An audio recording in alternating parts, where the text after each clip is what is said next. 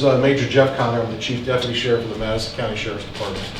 And I'm here to give you a little bit more details of the tragic events that took place yesterday. I can tell you that on April 2nd at 10:26 a.m., a 911 call was routed to the Collinsville Police Department. That call eventually was sent to the Sheriff's Office because the house where the call was pinged at came from our venue. The person that called that, you can hear a female in the background screaming, and then a couple of what appears to be gunshots in the background. Our deputies were currently at an armed barricade subject unrelated to this, so Collinsville police, they were the first ones to respond, and upon their arrival, they located two deceased females on the outside of this house.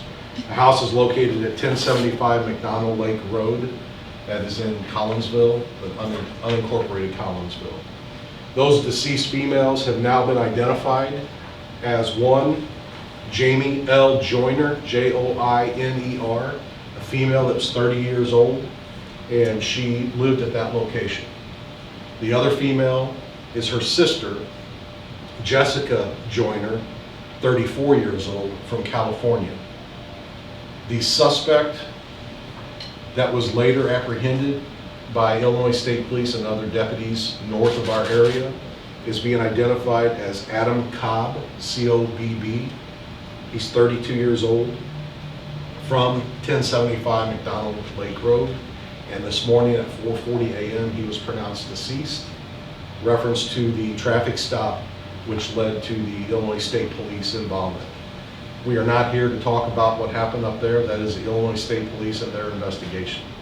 I can tell you about what took place in Collinsville, and what we know from our investigators is that there apparently was a separation in place between Jamie and Adam, and Jamie lived there, and she had notified him that she was going to be moving. We believe that her sister flew in from California, possibly the day before, to assist her in moving. They pulled up with a U-Haul, a rented U-Haul, and a car, and at some point a disturbance took place, and Mr. Cobb shot both females. We believe they were both shot either in the head or the neck region, and he also shot a family dog which was deceased at the scene. So he fled the scene, and with the investigators were able to help track him down, and that led to his apprehension, which was the pursuit that ended with state police. This is just a tragic event, and our thoughts, our prayers go out to the Joyner family, but also the Cobb family. There's several families that their lives have been turned upside down because of these events, and we just wanted to put some clarity and to end any speculation of what took place, that all parties involved in this now are deceased. We will continue to investigate this, and but at this point we have nothing really further to release, but if you have some questions that I can answer, I'll take any questions. Do you know who made the 911 call? It is believed that it is probably going to be Jamie. That's based upon a phone that was located by her. The gun, did Adam own it? Did he legally own it? Do you know? We can tell you that it's a large caliber gun. There's evidence at the scene that we believe the same caliber gun was used at the scene and was located with him during the traffic stop. Forensics will later determine if it was in fact the same weapon, but the evidence suggests that it is.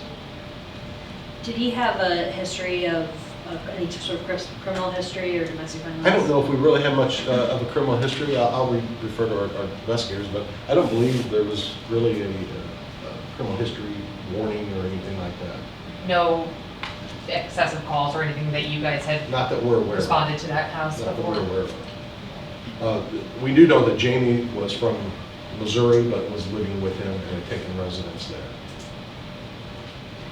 Can you clarify the relationship? So Jamie was his ex-girlfriend, is that right? Yes, Jamie was the female that was living there and was there to break up, had notified him that she was going to be moving out. And then her sister is Jessica, who flew in the night before, or the day before, we believe, from California. And she came in just to help her move out. Do we know who was shot first? That we don't know. We could speculate, but some of these things we'll never know. It's just, it goes back to just a tragic event. Did Adam say anything to you guys, to investigators on the phone prior to? That because of some specific details that I don't want to get into that. There's some investigative things that were being done that I don't want to get into, but I can tell you that, that the phone helped us locate him, at least his general location. And then the deputies, I believe in Montgomery County, may have spotted his vehicle based upon some information we were getting from technology. Were there any neighbors that made any calls or anybody interviewed that might have witnessed it? At this point, we don't have any witnesses. It's a rural area. There's not like a next door neighbor to this location, but we're continuing that and willing to talk to anyone who might have information. But this is pretty much a domestic situation that ended in a tragedy. And once again, we really, our thoughts go out to all these families, the Joyner family and the Cobb family. They're both going through a lot right now. What happens next with this investigation now that Adam Cobb is dead? Where do you guys go from here? Well, we will finish any leads that come in and still do a thorough and complete investigation on what took place on McDonald Lake. Illinois State Police is separately handling the incident that took place up north. And then we will compare notes and compare reports and the forensics of what they received and what we were able to obtain. Illinois State Police crime scene was on the scene and took care of all the evidence. But we also want to thank the other officers, the Collinsville Police Department, Illinois State Police, the Pontoon Beach Police Department, the Madison County Coroner's Office.